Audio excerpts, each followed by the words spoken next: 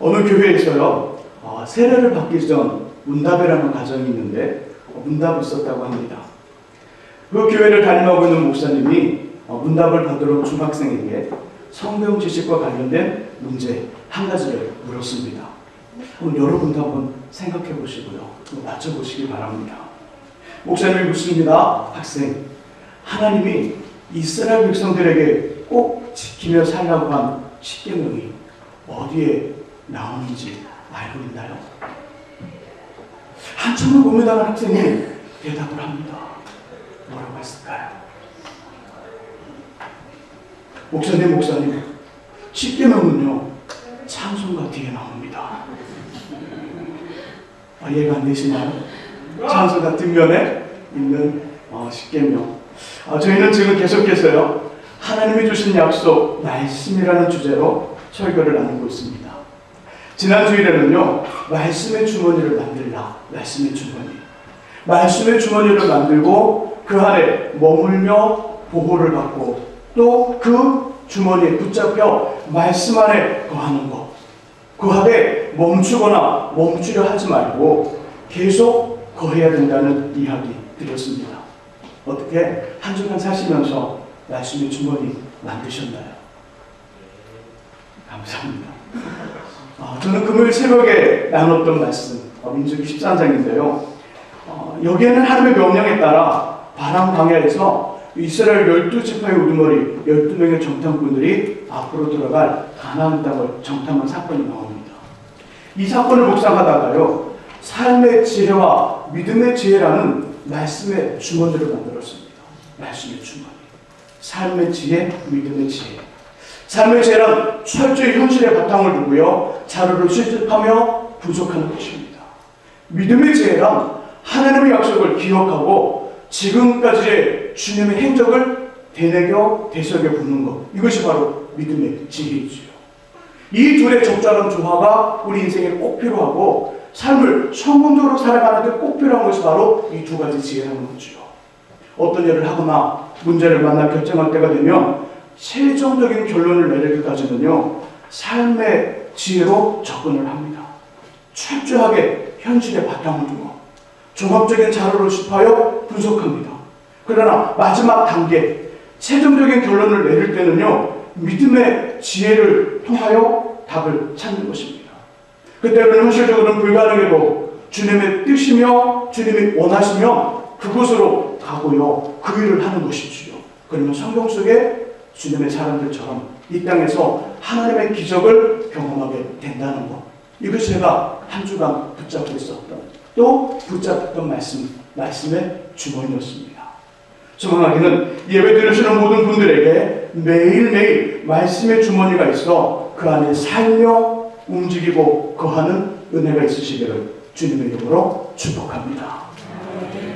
오늘은요, 하나님께서 주신 약속, 말씀이라는 주제의 6번째 시간으로 말씀을 지킴, 말씀 순종에도 같은 말이겠죠. 말씀을 지킴에 대한 설교입니다.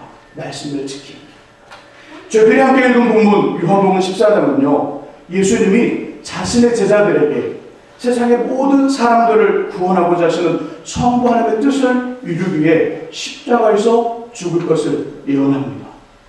그 말을 들은 제자들이 깜짝 놀라고 근심하고 걱정하기 시작합니다. 우리는 어떻게 하지? 우리는 어떻게 하지? 주님이 죽으신다는데, 예수님이 돌아가신다는데 우리는 어떡하지?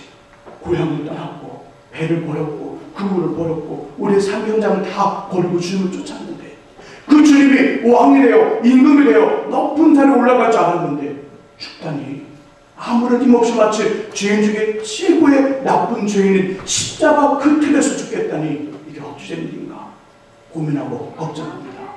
그런 제자들을 보면서 예수님 하신 말씀입니다. 너희를 위하여 하나님 나라에 너희들이 머물 거처를 예비하러 가느니 염려하지 마라. 염려하지 마라. 그 당부하시면서 그때까지 주님이 다시 오셔서 주님이 예비한 거처에 우리가 올라가 살 때까지, 우리가 하나님 나라에 가서 그 나라에 살 때까지 어떠한 삶을 살아야 되는가, 그 이야기를 하고 있는 그 본문의 이야기가 오늘 말씀입니다. 어떤 삶을 살아야 될까요? 우리 본문 15절을 같이 한번 읽어보겠습니다. 읽으시면서 주님이 제시한 삶이 어떤 것인지를 찾아보시기 바랍니다. 15절 같이 읽습니다. 너희가 나를 사랑하면 나의 계명을 지키리라. 아멘. 주님이 제자들에게 그리고 저와 여러분들에게 제시한 삶은 뭘까요? 어떡하라고요?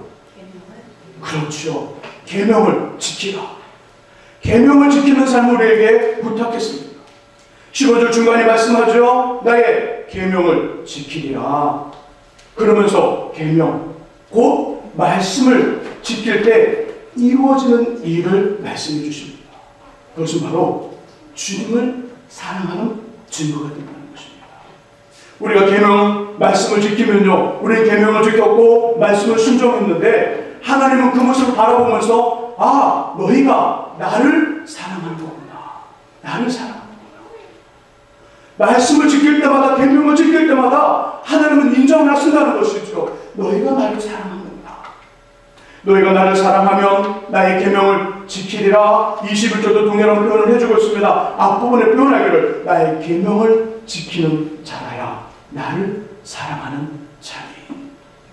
나의 계명, 주님의 계명, 하나님의 말씀을 지키며 하나님을 사랑하는 것입니다.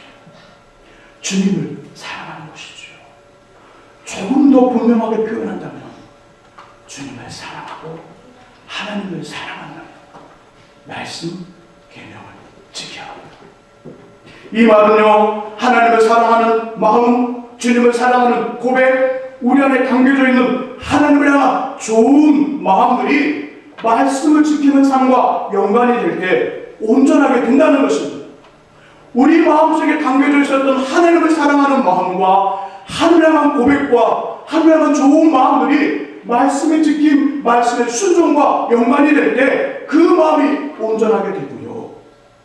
또 분명하게 되고 눈으로 확인되어진다는 것입니다. 한마디로 우리에게 있는 하나님을 사랑합니다.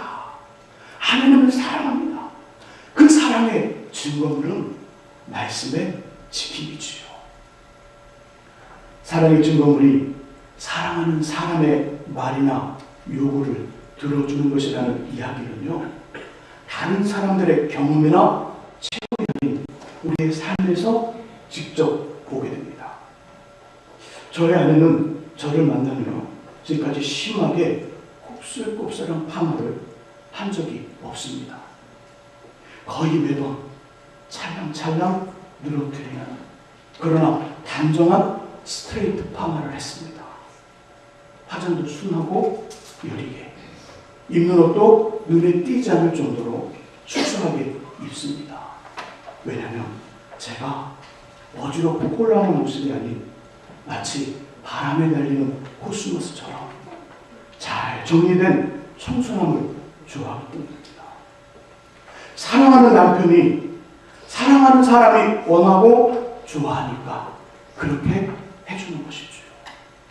물론 저도 저희 아내가 좋아하는 것을 맞추려고 무진장 애를 씁니다.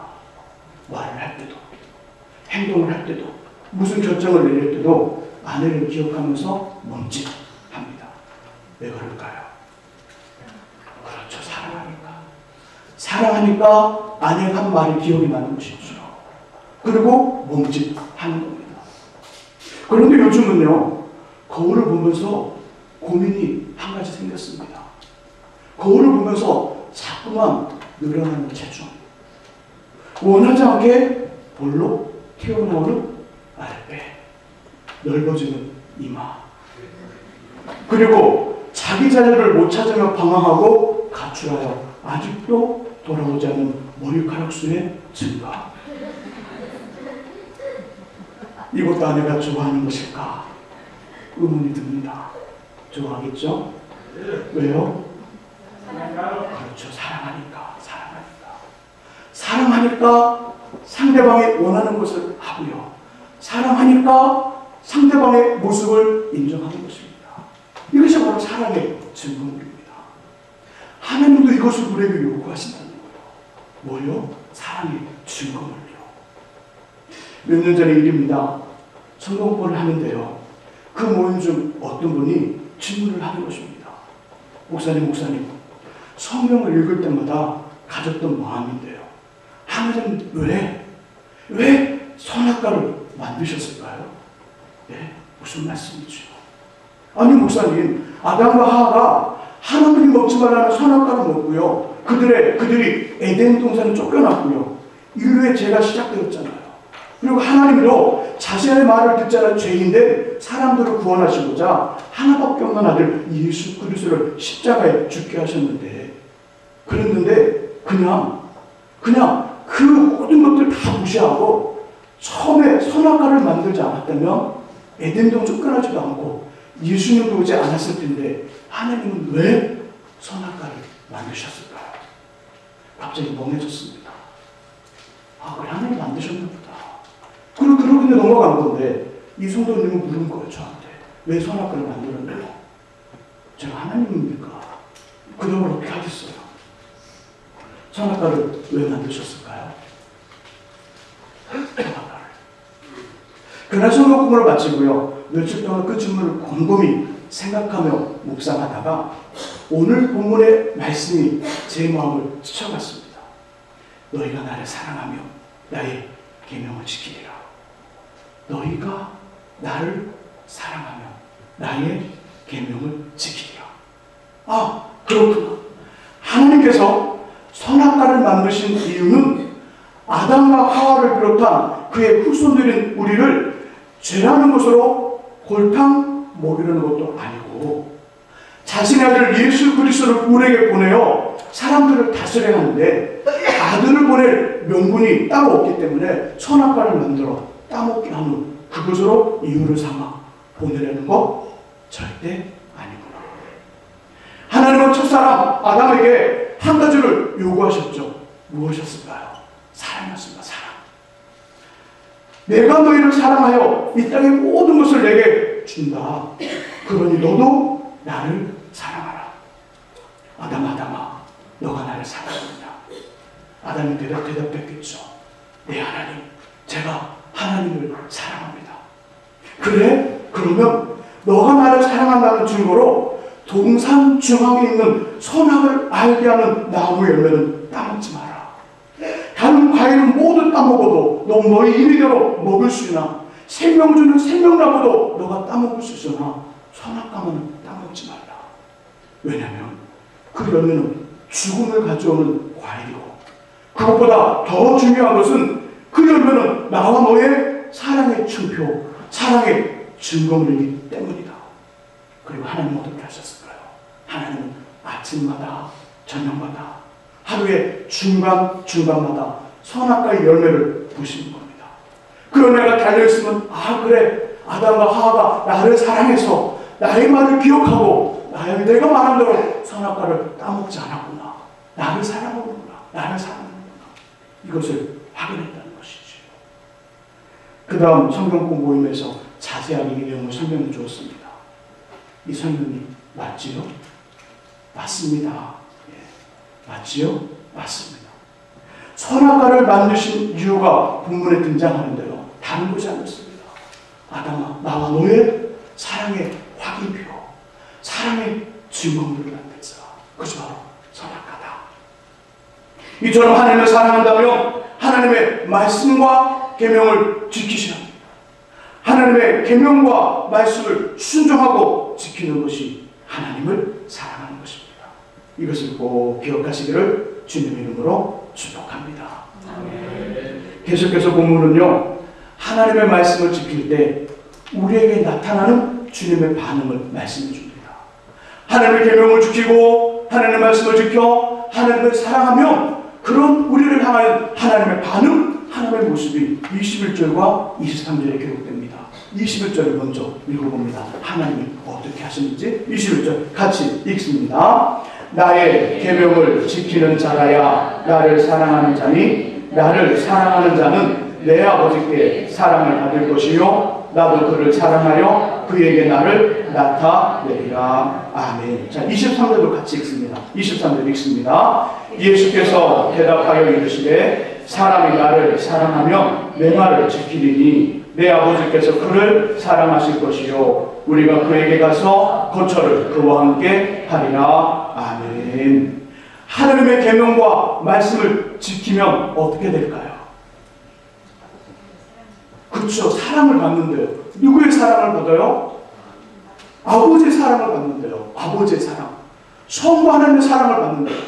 23절에도 보니까 누구의 또 사랑을 받을까요? 나의 사랑을 받으리라. 나는 예수 그리스도 주님의 사랑을 받습니다.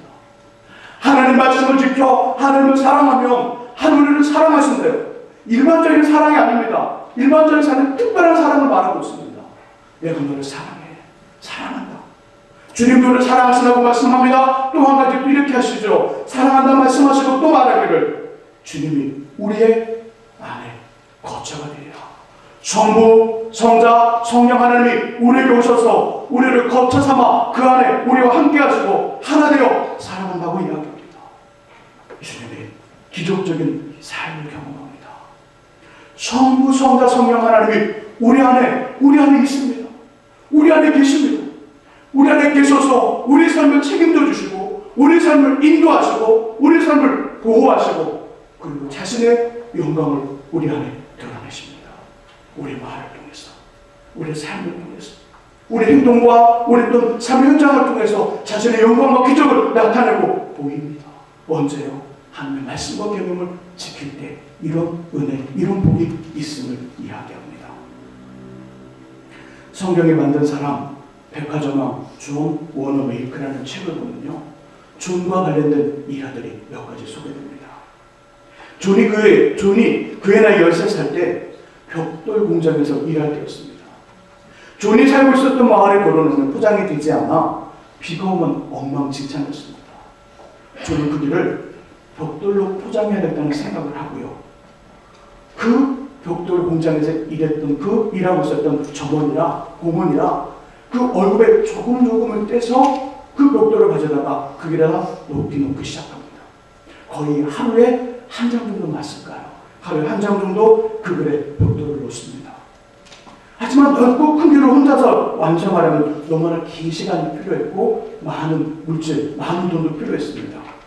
일을 시작한 지 한 달 정도 지났을 때 존은 그날도 벽돌 한 장을 깔고 있었습니다. 존의 모습을 본 마을 사람은요, 존에게서 놀라운 이야기를 듣습니다. 왜 일을 시작했는지. 그리고 그 이야기는 마을 전체로 퍼졌습니다. 마을 사람들은 이 어린 존에게서 감동을 받았고요, 마을들을 포장하는데 모두 힘을 모아 곧 그 마을들이 벽돌로 완성되었습니다. 이 소년은 장성하여 미국 백화점의 왕이 됩니다. 왕이 되고요, 자신의 부를 하늘하기에 미국과 전 세계에 YMCA 건물을 지어서요, 청소년들을 어린 시절부터 하나님의 말씀과 꿈으로 양육하여 세계 속에 크리스찬 리더를 만드는 데 큰 공헌을 합니다. 우리나라에 종로 2가 있는 YMCA 건물도요, 이 사람이 지어준 것입니다. 그를 통해 더욱 감동된 이야기는요, 이 위에 있었던 이야기도 감동이 되었지만 저는 감동된 이야기가 따로 있었습니다. 존 워너 메이커가 해리슨 대통령으로부터 우정장관, 우편물과 통신을 담당하는 국가의 장관직이라는 그 장관직을 제안받았을 때 그 대통령을 하여 존이 한 가지 부탁을 합니다. 대통령 각하, 주일이 되면 저를 찾지 마십시오. 주일이 되면 저에게 전화도 하지 마시고요, 저를 찾지 마십시오. 이것만 보장해 준다면 저는 우정장관, 장관직을 하겠습니다. 그리고 정말 대통령 그 약속을 합니다. 그래, 그 약속을 하겠네. 그리고 이 존이 우정장관이 되었을 때 그 주말이 되면, 토요일이 되면요, 자신의 고향으로 내려옵니다. 자신의 고향으로 내려가 주역 아이들을 가르칩니다. 자신에게 맡겨진 아이들, 한두 명, 대여섯 명 되는 아이들을 가르치기 위해서 장관직을 주일날에는 전혀 잊어버리고 그 일을 감당했다는 것이지요. 이제는 그의 나이가 100발이 되었습니다. 100발이 된 미국 백화점왕 존 워너 메이커에게 엄한 신문기자가 질문을 합니다. 존, 당신으로 하여금 오늘의 성공에 이르게 한 비결이 있다면 무엇입니까? 성공 비결을 묻는 거죠. 이 질문에 워너 메이커는요, 너무나 분명히 그리고 정확하게 대답을 했습니다.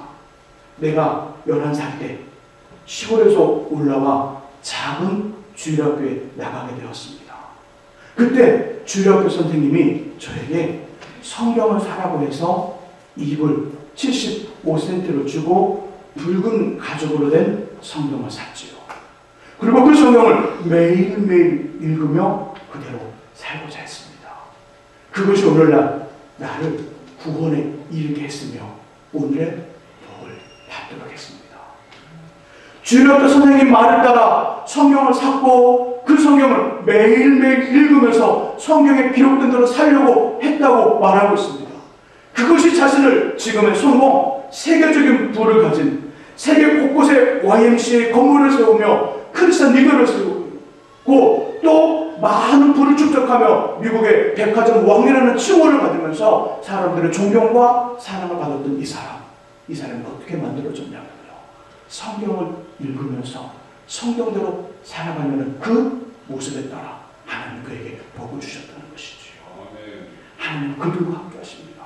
누구와 말씀을 지키며 살아가는 사람들과 함께 하십니다. 그리고 그를 통하여 그 인생 속에 하나님을 나타내고 하나님 영광을 드러내시는 거지요. 하나님의 말씀을 지키면 주님이 우리를 통해 나타납니다. 주님이 나타납니다. 자신을 드러내시지요. 주님이 우리를 책임져 주십니다. 지금 우리의 삶이 어렵고 힘들며 꼬이고 꼬여 더 이상 희망도 소망도 장래를 꿈꿀 수 없는 인생일지라도 주님의 말씀을 지키며 마른 고목에 푸른 잎이 나듯 새로운 꿈이 생깁니다. 새로운 희망이 생깁니다. 그것 때문에 현실의 어둠과 막막함을 참고 견디며 하나님 앞에 나아가 그 새로 생긴 꿈과 희망에 붙들려 기도하기 시작합니다. 결국은요, 어떻게 되냐면 결국은 그 어둠과 그 막막함을 이기고요, 역전되는 인생이 됩니다. 왜요? 하나님 말씀을 지켰더니 그 안에 계시는 주님이 그 인생을 바꾸셨다는 거죠. 또한 말씀을 지키면 현재 잘되고 잘나가는 삶이라면 더욱 잘됩니다. 그의 인생이 온전하고 바르게 성숙하며 성장하고 든든하게 됩니다. 하나님의 말씀을 지키시기를 주님의 이름으로 축복합니다. 그렇다면 어떻게 말씀을 지킬 수 있을까요? 어떻게?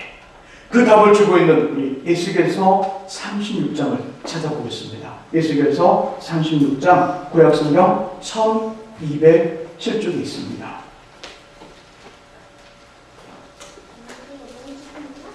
에스겔서 36장입니다.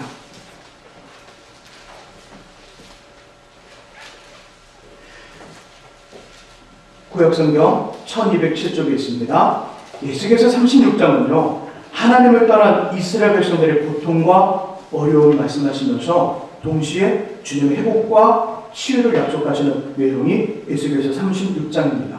그중 말씀 순종, 말씀을 지키며 사는 것에 대해 기록된 24절에서 27절을 함께 읽어봅니다. 에스겔서 36장 24절에서 27절 같이 읽겠습니다. 읽습니다. 내가 너희를 여러 나라 가운데서 인도하여 내고 여러 민족 가운데서 모아들이고 고국 땅에 들어가서 맑은 물을 너희에게 뿌려서 너희로 정결하게 하되 곧 너희 모든 더러운 것에서와 모든 우상 숭배에서 너희를 정결하게 할 것이며 또 새 영을 너희 속에 두고 새 마음을 너희에게 주되 너희 육신에서 굳은 마음을 제거하고 부드러운 마음을 줄 것이며 또 내 영을 너희 속에 두어 너희로 내 율례를 행하게 하리니 너희가 내 규례를 지켜 행할지라. 아멘.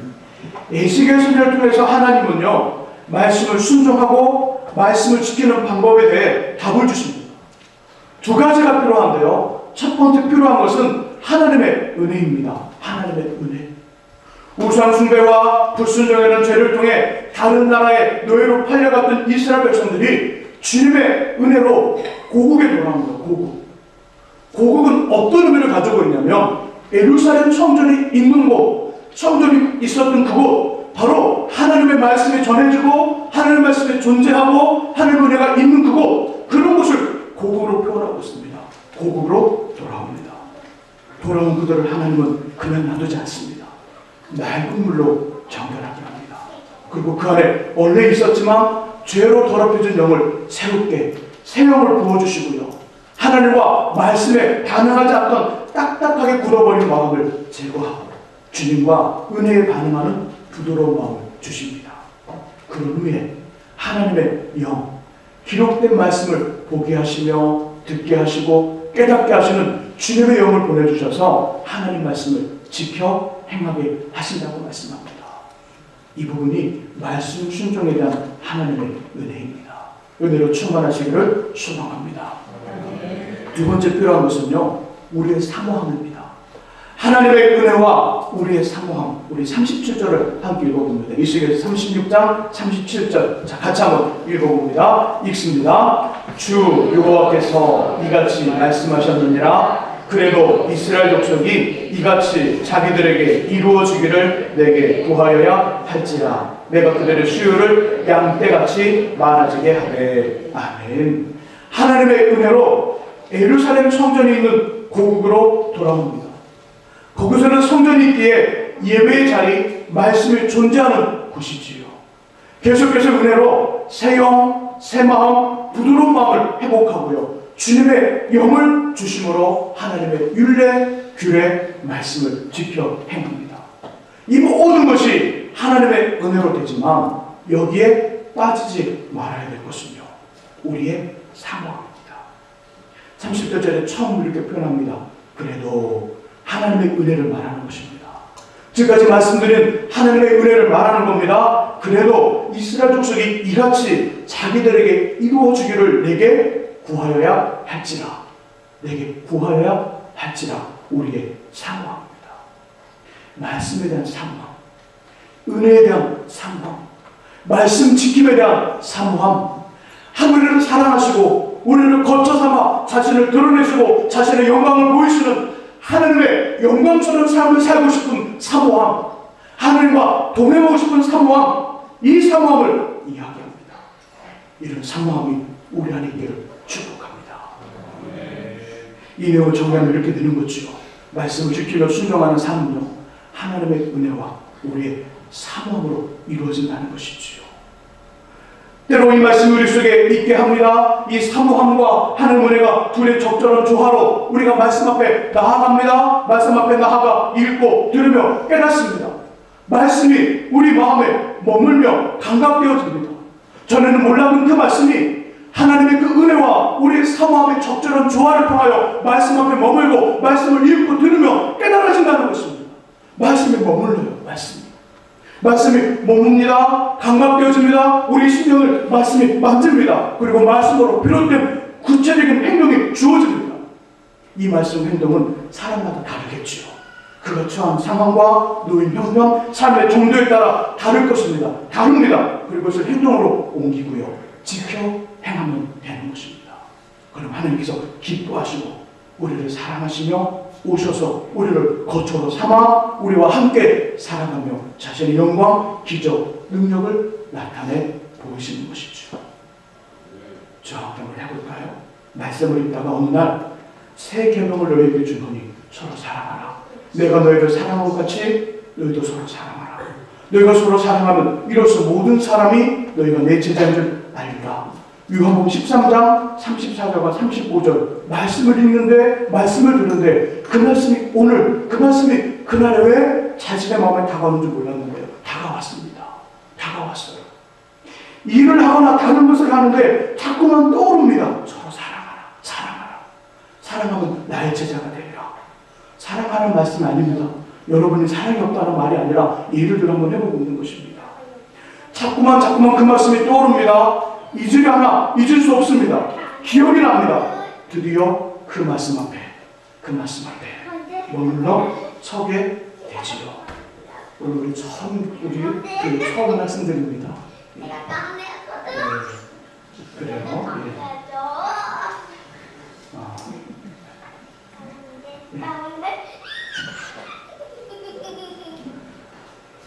결정적인 순간에 이제 막 클라이막스가 이렇게 퍼뜨려야 되는데 이렇게 또 우리 친구들이 한숨 쉬게 하고 또 웃고 또 말씀을 듣게 하셔서 참 감사합니다. 시작할까요? 네, 시작하겠습니다. 예.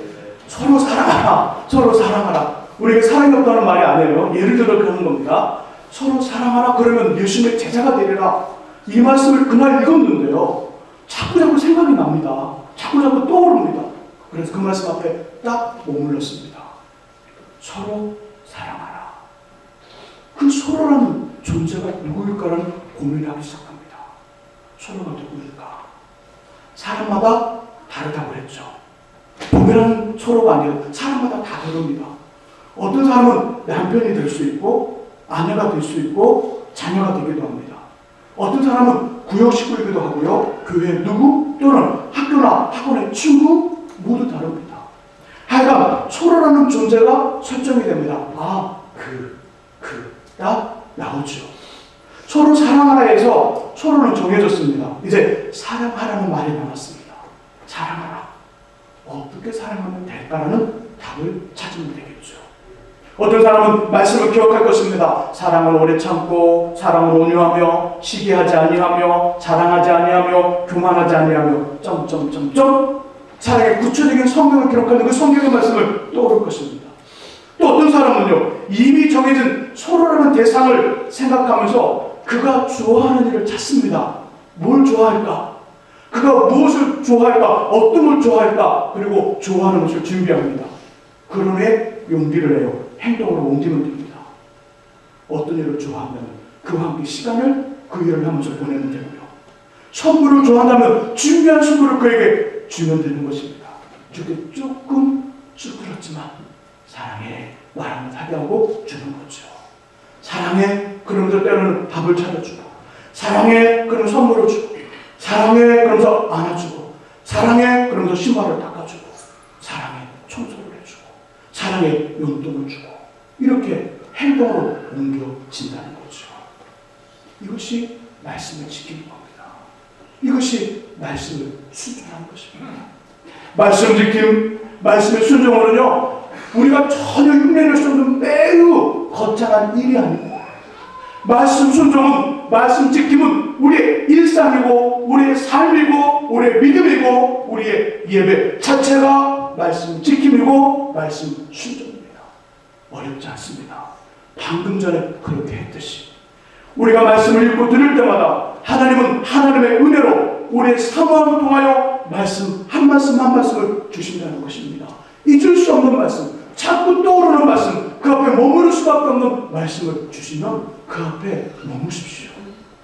머물면 꼭 필요한 말씀이 딱 들어옵니다. 단어가 들어오든 문장이 들어오든, 그리고 깊이 묵상해 보는 겁니다. 그리고 삶에서 어떻게 할까를 찾고 찾아진 그대로 행하시면 됩니다. 이것이 바로 말씀 지킴이고 말씀 순종입니다. 그럴 때 어떤 일이 벌어지냐면 하나님이 말씀을 순종하고 지킨 우리를 사랑하신다는 표시가 나타납니다. 표시. 거처를 삼아 우리와 함께 있다는 증거가 드러납니다. 방금 전에 서로 사랑하라 이 말씀을 지켰던 그들에게는 어떤 일이 벌어지냐면 서먹서먹했던 관계가 회복이 됩니다. 하나님이 사랑하신다는 증거거든요. 하나님이 함께 하신다는 증거거든요. 전혀 가까이 할 수 없었던 둘이 화해의 손을 잡고요. 둘도 없는 친구, 믿음의 동역자, 기도의 동역자가 됩니다. 그리고 지금까지 묶여 있었던 이 땅에서의 매듭이 풀어짐으로 하늘의 매듭도 풀어져 영과 육의 큰 복을 받게 됩니다.